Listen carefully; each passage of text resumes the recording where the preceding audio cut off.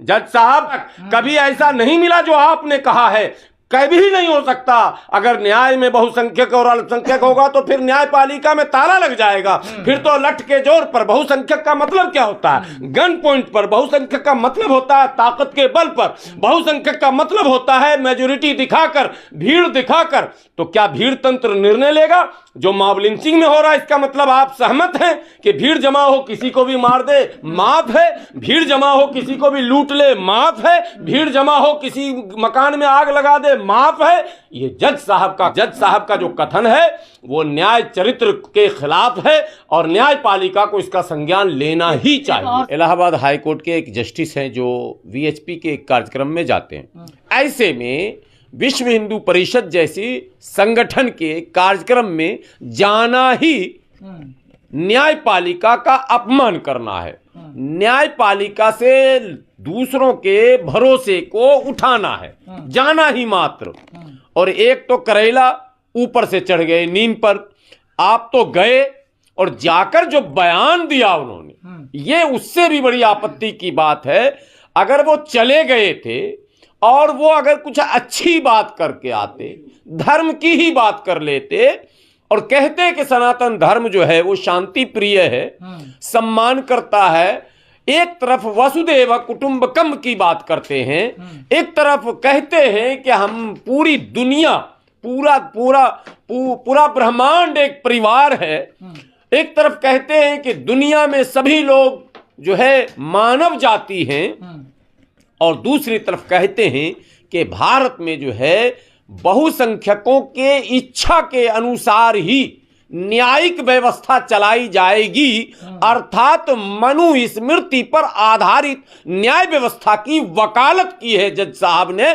और मैं माननीय उच्चतम न्यायालय के मुख्य न्यायाधीश और महामहिम राष्ट्रपति भारत सरकार से विनती करता हूं कि तुरंत अविलंब अगर न्याय के चरित्र को बचाना है, अगर मतलब एक संदेश देना है कि न्यायपालिका स्वतंत्र है, न्यायाधीशों पर किसी का दबाव नहीं है, अगर ये संदेश देश को आप देना चाहते हैं कि न्यायपालिका में जो भी लोग बैठे हैं वो न्याय देने के लिए बैठे हैं, वो किसी धर्म के प्रचार के लिए या धर्म के वर्चस्व के लिए नहीं बैठे हैं, तो अविलंब ऐसे जज को बर्खास्त कर देना चाहिए ताकि देश का भरोसा न्यायपालिका पर उसी तरह से बना रहे जिस तरह से बना हुआ है। लेकिन ये भी कह रहे हैं कि बहुसंख्यक ही कानून है, उसके हिसाब से देश चलता है। नहीं, बहुसंख्यक के खिलाफ कानून है भारत ने,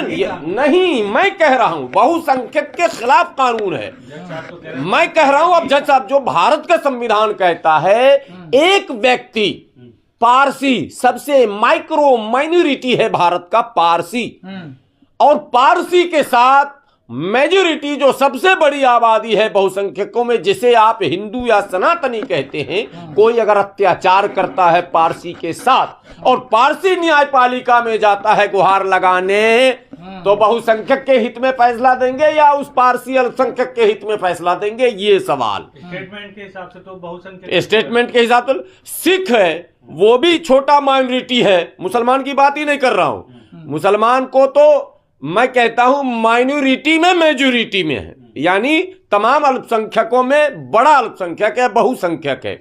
लेकिन अगर सिख के साथ एट्रोसिटी होता है, उस जुल्म करने वाला अगर हिंदू होता है और सिख अगर अदालत का दरवाजा खटखटाता है, तो अदालत क्या फैसले देगी ये जज साहब को कहना पड़ेगा। मेजोरिटी कैरेक्टर नहीं है, न्याय का अपना खुद एक कैरेक्टर है, न्याय का अपना एक चरित्र है। वो चरित्र है निष्पक्ष, कबीरा खड़ा बाजार में सबकी चाहे खैर, ना काहू से दोस्ती ना काहू से बैर। न्यायपालिका में आपने देखा होगा, भारतीय न्याय व्यवस्था में जो न्याय की देवी आप कहते हैं जिसको, जो एक सिंबल है उसके आंख में पट्टी बांधा हुआ, ये लीगल सिंबल है। अब हटा दिया गया ना उसको भी, ये भी एक मुद्दा है। लेकिन अब तक बचपन से अब तक 55 पहुंचने वाले हम हैं, हमने यही देखा है कि न्याय की देवी के आंख में पट्टी है। दैट मीन्स वो कुछ भी नहीं देखेगी, वो फैक्ट को सुनेगी और बोलेगी।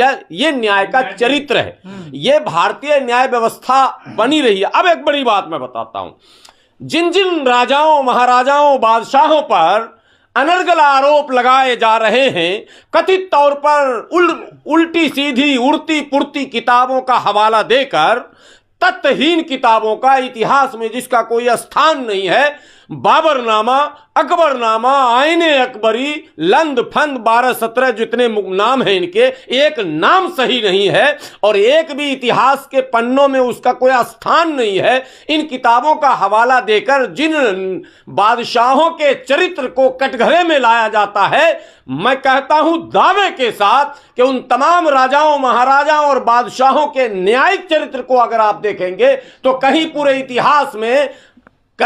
इतिहास में अल्पसंख्यक और बहुसंख्यक के नाम पर कोई निर्णय आपको नहीं मिलेगा। इतिहास में व्यक्ति के नाम पर मिलेगा, उसकी पीड़ा के नाम पर मिलेगा और उस पर अत्याचार करने वालों का, जिस औरंगजेब को खलनायक बनाकर इस भारत के कथित तौर पर मुट्ठी भर माने जाहिल इतिहासकार या जो बाइस्ड है हिस्टोरियन, जो पहले से इस्लामोफोबिया से ग्रस्त जो है इतिहासकार, उन इतिहासकारों ने जिस तरह से विलेन बनाकर औरंगजेब को पेश किया, उस औरंगजेब के विषय में एक बहुत प्रसिद्ध कहानी है जिसको सभी इतिहासकार स्वीकार करते हैं कि उसी बनारस की जहां एक पंडित की बेटी पर औरंगजेब का गवर्नर जो है गलत निगाह डाल रहा था और उसने उस पर दबाव बनाने की कोशिश की थी, शादी की। ये सूचना बाद जब बादशाह को मिली तो बादशाह नकाब में घोड़े पर आता है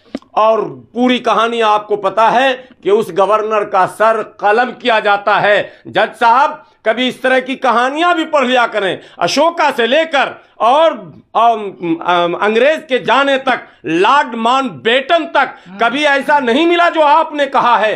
कभी नहीं हो सकता।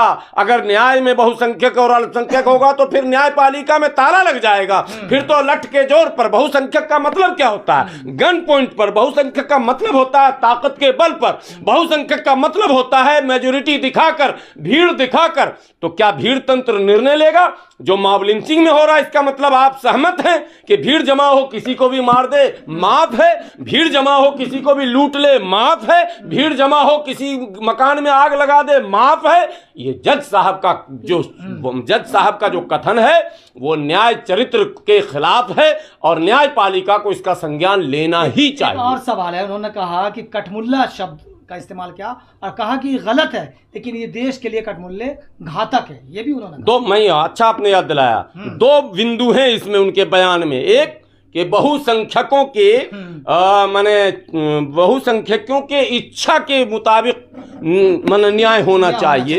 एक बिल्कुल जाहिल है क्या जज साहब? किस कॉलेज में पढ़े ये पता लगाना पड़ेगा। इनके उस्ताद कौन थे ये भी पता लगाना पड़ेगा। और कौन सी पुस्तक में इन्होंने पढ़ लिया ये भी पता लगाना पड़ेगा। और दूसरा शब्द इन्होंने जो कहा वो तो अपराध की श्रेणी में आता है। उन पर तो मुकदमा दर्ज होना चाहिए, धार्मिक भावनाओं को आहत करने वाला। आपने क्या कहा? मुल्लाओं का किरदार जो है वो आतंकवादी होता है। तो फिर पहलू खान की हत्या करने वाला कौन था? फिर तबरेज की हत्या करने वाला कौन था? फिर अफराजुल की हत्या करने वाला कौन था? फिर जुनैद नासिर की हत्या करने वाला कौन था? और ये तमाम जो घूम घूम कर आग लगा रहे हैं, मस्जिद तोड़ देंगे शिमला में, फला जगह तोड़ देंगे, मियाँ को रहने नहीं देंगे, ये लोग मने अप्सरा और वो क्या कहते हैं देवदूत हैं, क्या है ये? इनको कैसे परिभाषित आप करेंगे? और मुल्ला ने कौन सा ऐसा काम कर दिया जिससे देशद्रोह? अरे इस मुल्ला ने तो पाकिस्तान के उस पैटर्न टैंक को उड़ा दिया जिस टैंक को आप नहीं उड़ा सकते थे, हमने उड़ा के दिखाया और पाकिस्तान को घुटने के बल लाया। इस मुल्ला के कारनामे आज के नहीं है, आज